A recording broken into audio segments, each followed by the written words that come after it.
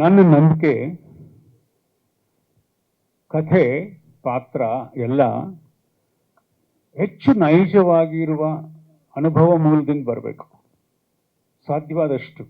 ಹಂಗಂತ ನಾವು you are not doing a documentary. ಹೆಚ್ಚು ನೈಜ ಮಣ್ಣಿನ ಮೂಲದಿಂದ ಬರಬೇಕು. ಉಂಡು ಹೋದ ನಮ್ಮ ಹಳ್ಳಿಲಿ ನಡೆದ ಕತೆ, ಬಾನಲ್ಲೇ ಕೂಡ ಪೊಲೀಸ್ ಇಲಾಖೆಯಲ್ಲಿ ನಡೆದ ಕತೆ. ಆ ಥರ ಹೇಳ್ತಾ ಹೋದ್ರೆ ಹೂವಯ್ಯನ ಪಾತ್ರ ಮಾತಾಡ ಮೂಲಿಗೆ ನಾನು ಕಣ್ಣಾರೆ ಕಂಡ ಅನೇಕ ರೈತ ನಾಯಕರ ಪಾತ್ರಗಳು.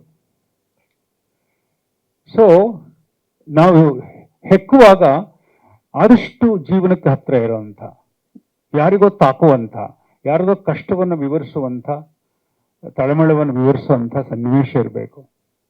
ಈ ಮೂರು ಪಾತ್ರಗಳೇನಿದೆ ಇವತ್ತಿನ ಸಮಾಜದ ಯುವಕರ ಪ್ರತಿನಿಧಿಗಳು ಇವರು. ನಾನು ಅನೇಕರಿಗೆ ಕತೆ ಹೇಳಿದಾಗ ನಮ್ಮ ಕುಟುಂಬದಲ್ಲಿ ಇದೇ ಥರ ಆಗಿತ್ತು ಸರ್, ಸ್ವಲ್ಪ ಈ ಥರ ಆಗಿತ್ತು ಸರ್ ಅಂತ ಹೇಳ್ತಾರೆ. ಇದು ಒಂದು ಸತ್ಯದ ಅನ್ವೇಷಣೆ ಥರ. ಅಂದರೆ ಸಹಜತೆ ಮತ್ತು ಸತ್ಯ ಅವುಗಳನ್ನು ಹುಡುಕೊಂಡು ಹೋದ್ರೆ ಅವು ನಿಮಗೆ ಹೃದಯಕ್ಕೆ ನಾಟುತ್ತೆ. ಸಿಕ್ಕಾಪಟ್ಟೆ ಕಲ್ಪನೆ ಮಾಡ್ತಾ ಹೋದ್ರೆ, ಸಿಕ್ಕಾಪಟ್ಟೆ ಫ್ಯಾಂಟಸಿ ಕ್ರಿಯೇಟ್ ಮಾಡಿದ್ರಲ್ಲಿ ನಿಮಗೆ ಜನಕ್ಕೆ ಕನೆಕ್ಟ್ ಆಗೋದು ಕಷ್ಟ. ಅದು ಒಂದು ಹಾಡಲ್ಲೋ, ಒಂದು ಕಾಸ್ಟ್ಯೂಮ್ನಲ್ಲೋ, ಒಂದು ಸೆಟಪ್ನಲ್ಲೋ ಕೆಲವು ನಾವು ಸಿನಿಮಾಗಳಲ್ಲಿ ಅದನ್ನ ಮಾಡ್ತಾರೆ, ಮಾಡಬಾರ್ದು ಅಂತಲ್ಲ. ಬಟ್ ಮೂಲತಃ ಒಂದು ಕಥೆ ನಮ್ದು ಅನ್ನಿಸ್ಬೇಕಾದ್ರೆ ಇಲ್ಲೆಲ್ಲೋ ನಡೀತಲ್ಲ, ಇಲ್ಲೆಲ್ಲೋ ಈ ಥರ ಆಗಿತ್ತಲ್ಲ ಅಂತ ಅನ್ನಿಸ್ಬೇಕು. ನನಗದು ತುಂಬ ತುಂಬ ಮುಖ್ಯ. ಸೊ ನಾನು ಮೂಲತಃ ಕತೆಗಾರನಾಗಿ ಕತೆಗಳನ್ನು ಬರೆಯುವುದು ಕೂಡ. ಈಗ ಒಳಚರಂಡಿ ಅಂತ ಒಂದು ಕತೆ ನನಗೆ ಪ್ರಜಾವಾಣಿಯಲ್ಲಿ ಪ್ರಶಸ್ತಿ ತಂದು ಕೊಡುತ್ತೆ 2 ವರ್ಷದ ಹಿಂದೆ, ದೀಪಾವಳಿ ವಿಶೇಷ ಅಂಕದಲ್ಲಿ.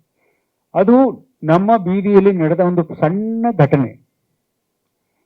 ನನಗೆ ಎಷ್ಟು ಕಾಡ್ತು ಅಂದರೆ ಅದನ್ನ ಕತೆ ಬರೆದೇ ದೀಪಾವಳಿ ಕಳಿಸ್ತೇವೆ, ಅಲ್ಲಿ ಪ್ರಜಾವಾಣಿಯಲ್ಲಿ ಪ್ರಕಟವಾಯಿತು.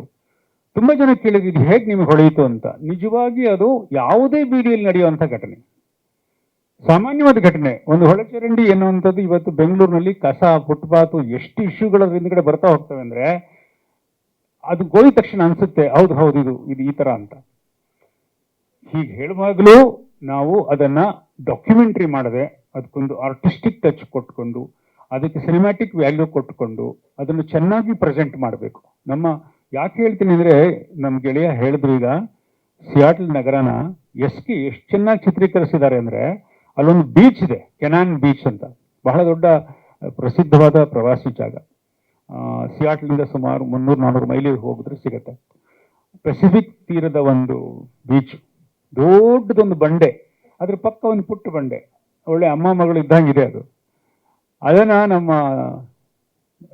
SK ಮತ್ತು ನಮ್ಮ ಶ್ರೀ ಡ್ರೋನ್ ಛಾಯಾಗ್ರಹಣದಲ್ಲಿ ಮತ್ತು ನಮ್ಮ ಸಿನಿಮಾ ಛಾಯಾಗ್ರಹಣದಲ್ಲಿ ಇಬ್ಬರು ಮಿತ್ರರು ಎಷ್ಟು ಚೆನ್ನಾಗಿ ಸೆರೆ ಹಿಡಿದಿದ್ದಾರೆ ಅಂದರೆ ಒಂದು ವಿಜುವಲ್ ಪೊಯಿಟ್ರಿ ಥರ ಇದೆ.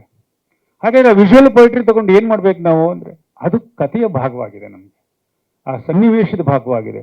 ಅದು ಅಲ್ಲಿಗೆ ಹೋದ ತಕ್ಷಣ ನಾನು ಗಮನಿಸ್ತಾ ಇದ್ದೆ, ಪೃಥ್ವಿ, ನಿರೂಪ್, ಸಾನ್ವಿ ಬೇರೆಯವರು ಆಗ್ಬಿಡ್ತಾ ಇದ್ರು. ಅದುವರೆಗೆ ಹೋಟೆಲಿಂದ ಹೋಗುವಾಗ ಬೇರೆ ಆಗಿರ್ತಿದ್ರು, ಆ ಜಾಗಕ್ಕೆ ಹೋದಾಗ ಬೇರೆ ಆಗ್ತಿದ್ರು. ಅಲ್ಲೊಂದು ಮೌಂಟ್ ರೆನಾರ್ ಅಂತ ಒಂದು ಮೌಂಟನ್ ಇದೆ, ನಮ್ಮ ಹಿಮಾಲಯದ ಆಗಿರುವಂಥ ಸ್ನೋ ಕ್ಯಾಪ್ ಇರುವಂಥ. ಅಲ್ಲಿಗೆ ಹೋದ ತಕ್ಷಣ ಅವರು ನೋಡ್ಕೊಂಡ್ರೆ ಬೇರೆ ಮೂಡಲ್ಲಿ ಇರ್ತಾ ಇದ್ರು.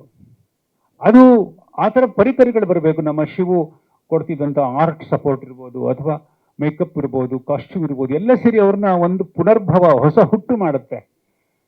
ನನಗಂತೂ ಆ ಥರದ ತುಂಬ ತೃಪ್ತಿಯನ್ನು ಈ ಗೆಳೆಯರು ಕೊಟ್ಟಿದ್ದಾರೆ, 2 ವಿಭಾಗದವರು, ಟೆಕ್ನಿಷಿಯನ್ಸ್ ಅಂಡ್ ಆರ್ಟಿಸ್ಟ್ ಕಡೆಯಿಂದ.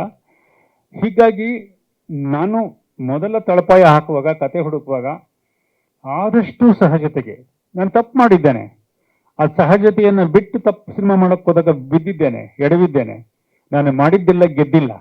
ಕಾರಣ ನನಗೆ ಗೊತ್ತಾಗುತ್ತೆ ಆಮೇಲೆ, ಇದು ಸಹಜತೆಯಿಂದ ದೂರವಾಗ್ತಾ ಇದೆ, ನಾನು ಉತ್ಪ್ರೇಕ್ಷೆ ಮಾಡ್ತಾ ಇದ್ದೀನಿ ಏನನ್ನು, ಇದು ನಾನು ದಾರಿ ಬಿಟ್ಟೆ. ಇದರಲ್ಲಿ ಸಿನಿಮಾ ಮುಗಿಯಕ್ಕೆ ಮುಂಚೆನೆ ನಮಗೆ ಒಂದು ಸಿಗ್ನಲ್ ಬಂದ್ಬಿಡುತ್ತೆ, ಆತ್ಮವಿಮರ್ಶೆಯ ಸಿಗ್ನಲ್ ಬರುತ್ತೆ. ನನಗೆ ಅಮೃತಧಾರೆ ಮಾಡಿದಾಗ ಈಗಲೂ ನೆನಪಿದೆ, ಗೆದ್ದೇ ಗೆಲ್ಲತ್ತೆ ಅನ್ನುವಂಥ ಒಂದು ವಿಚಿತ್ರವಾದಂಥ ಉನ್ಮಾದ ಬಂದ್ಬಿಟ್ಟಿತ್ತು. Not because Amitabh ji acted in the film ಅಂತಲ್ಲ, ಆ ಸಿನಿಮಾದ ಟೋಟಲ್ ಕಂಟೆಂಟು ಆ ಥರ ಆಗತ್ತೆ. ನನಗೆ ಆ ಥರ, ದಯವಿಟ್ಟು ಯಾರು ಪ್ರಶಂಸೆ ಅನ್ಕೋಬೇಡಿ, ಈ ಸಿನಿಮಾ ಬಗ್ಗೆ ಆ ಥರ ಅನಿಸಿದೆ. ಆದರೆ ಬಾಕ್ಸ್ ಆಫೀಸ್ ಸಕ್ಸಸ್ ಗೊತ್ತಿಲ್ಲ ನನಗೆ. ಅದರ ಎಷ್ಟು ಯಶಸ್ಸು ಬಗ್ಗೆ ಗೊತ್ತು. ಯಾಕೆಂದ್ರೆ ಅಮೆರಿಕ 365 ದಿನ 2 ಸೆಂಟ್ರಲ್ಲಿ ಹೋಯ್ತು, 25 ವಾರ 6 ಸೆಂಟ್ರಿಗಳಲ್ಲಿ ಹೋಯ್ತು, 100 ಡೇಸ್ 10 ಸೆಂಟ್ರಿಗಳಲ್ಲಿ ಹೋಯ್ತು. ಆ ಥರ ದಿನಗಳಲ್ಲಿ ಇಲ್ಲ ಇವತ್ತು ನಾವು. ಇದು ಹಂಗೆ ಹೋಗುತ್ತೆ ಅಂತಕ್ಕಂಥ ಭ್ರಮೆ ನನಗಿಲ್ಲ. ಆದರೆ ಚಿತ್ರಮಂದಿರಕ್ಕೆ ಇವತ್ತು ಕುಟುಂಬ ಪ್ರೇಕ್ಷಕರು ಬರೋದು ಕಷ್ಟ ಆಗ್ತಿದೆ. ನಾವು ಕಷ್ಟಪಡ್ತಿದ್ದೇವೆ. ಅವರು ಬಂದರು, ಸಿನಿಮಾ ನೋಡಿದ ಪ್ರತಿ ಹೃದಯಕ್ಕೆ ಸಿನಿಮಾ ನಾಟುತ್ತೆ, ಅನೇಕ ಪ್ರಶ್ನೆಗಳನ್ನು ಕೇಳುತ್ತೆ. ಆ ಪ್ರಶ್ನೆಗಳಿಗೆ ತಡಕಾಟ ಕ್ರಿಯೇಟ್ ಮಾಡುತ್ತೆ. ಅದು ವಾಸ್ತವದ ಇವತ್ತಿನ ಪ್ರತಿಬಿಂಬದ ಹಾಗೆ ಇದೆ. ಇದು ನನ್ನ ಆತ್ಮವಿಶ್ವಾಸದ ಮಾತು, ದಯವಿಟ್ಟು ಯಾರು ಅಹಂಕಾರದ ಮಾತು ಅಂತ ಅನ್ಕೋಬೇಡಿ. ಸರ್, ಇಲ್ಲಿ ಅಮೆರಿಕ ಮಾಡಬೇಕಾದ್ರೆ ಮನೋಮೂರ್ತಿ ಅವರು ಅಚಾನಕ್ ಆಗಿ ಸಿಕ್ಕಿದ್ರು ಅಂತ ಅವರು ಇಂಟರ್ವ್ಯೂಲ್ಲಿ ಹೇಳ್ಕೊಂಡಿದ್ರು. ಸೊ ಈ ಸಿನಿಮಾ ಮಾಡಬೇಕಾದ್ರೆ ಪರ್ಟಿಕ್ಯುಲರ್ ಆಗಿ ಏನಾದರೂ ಕಂಡೀಷನ್ಸ್ ಇದೆಯಾ ಅವ್ರದ್ದು ಅಂತಂದ್ರೆ ಆ ಜರ್ನಿನೇ ಬೇರೆ ಇತ್ತು, ಅದಕ್ಕೊಂದು ಕತೆ ಹೇಳಿದ್ರು ಅವರು. ನೋಡಿ, ಅಮೆರಿಕದಲ್ಲಿ ನಾನು ಅವರನ್ನು ಪರಿಚಯಿಸಿದೆ. ಅನಂತರ ನಾನು ಇದು ಸೇರಿ ಅವ್ರ ಜೊತೆ 7 ಸಿನಿಮಾಗಳನ್ನು ಮಾಡಿದ್ವಿ. ಹೈಯೆಸ್ಟ್ ಫಿಲ್ಮ್ಸ್ ಟುಗೆದರ್ ನಾವು ಮಾಡ್ಕೊಂಡು ಬಂದಿರೋದು. ಕೇವಲ ನಾನು ಅಮೆರಿಕ, ಅಮೃತಧಾರೆ ಅಥವಾ ನನ್ನ ಪ್ರೀತಿ ಹುಡುಗಿ ಥರ ಸೂಪರ್ ಹಿಟ್ ಫಿಲ್ಮ್ಸ್ ಮಾಡಿದ್ದಲ್ಲದೆ, ನಾನು ಅವರನ್ನು ಖುದ್ದಾಗಿ ಮುಂಗಾರು ಮಳೆಗೆ ಯೋಗರಾಜ್ ಭಟ್ರಿಗೆ ಪರಿಚಯ ಮಾಡಿಕೊಟ್ಟು, ನೀವು ನನ್ನನ್ನು ಬಿಟ್ಟು ಹೋಗಬೇಕು, ಬೆಳಿಬೇಕು ಅಂತ ಹೇಳಿ, ಅನಂತರ ಅವರು ಮುಂಗಾರು ಮಳೆ, ಮಿಲನ ಈ ಥರ ಎಲ್ಲ ಚಿತ್ರಗಳನ್ನು ಮಾಡಿದರು. ಯೋಗರಾಜ್ ಭಟ್ರು ನನಗೆ ಒಬ್ಬ ಸಂಗೀತ ನಿರ್ದೇಶಕ ಬೇಕು, ಮನೋ ಅವ್ರು ಬೇಕು, ಪರಿಚಯ ಮಾಡಿಕೊಡಿ ಅಂತ ಬಂದಾಗ ನಾನು ಅವನನ್ನು ಪರಿಚಯ ಮಾಡಿಕೊಟ್ಟಿದ್ದು. ಯಾಕೆ ಈ ಮಾತು ಹೇಳ್ತೀನಿ ಅಂತಂದರೆ, ಒಬ್ಬ ಸಂಗೀತ ನಿರ್ದೇಶಕ ಅಥವಾ ಒಬ್ಬ ಛಾಯಾಗ್ರಾಹಕ ಅಥವಾ ಒಬ್ಬ ಸಂಕಲನಕಾರ ತನ್ನ ಪ್ರಥಮ ಚಿತ್ರದಲ್ಲಿ ಇರುವ ಸಂದರ್ಭ ಬೇರೆ ಇರುತ್ತೆ. ಬೆಳೀತಾ ಅವನಲ್ಲಿ ಅನೇಕ ಬದಲಾವಣೆಗಳು, ಒತ್ತಡಗಳು, ಉದ್ಯಮದ ಒತ್ತಡಗಳು, ಆಡಿಯೋ ಕಂಪನಿಗಳ ಒತ್ತಡಗಳು ಬೆಳೀತಾ ಹೋಗುತ್ತೆ.